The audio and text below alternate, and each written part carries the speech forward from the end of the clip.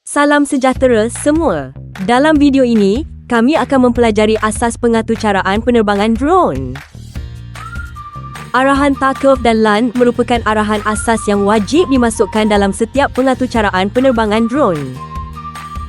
Dalam seksyen navigasi, terdapat pelbagai arahan asas seperti pergerakan drone ke hadapan, ke belakang, ke kiri, ke kanan, ke atas, ke bawah serta putaran yaw ke kiri dan ke kanan.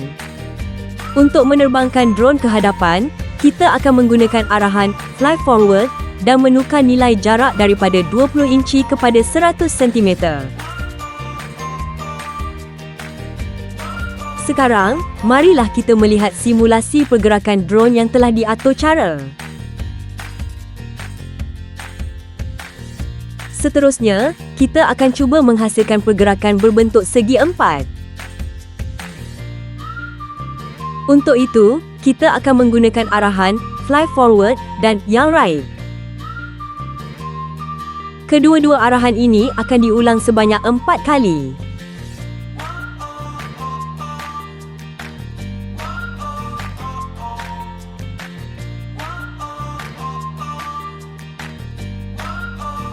Kita juga akan menggunakan jarak 100 cm seperti sebelum ini.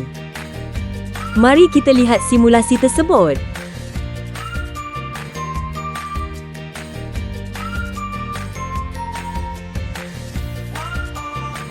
Demikianlah asas navigasi drone dalam pengaturcaraan berasaskan blok. Sekian, terima kasih.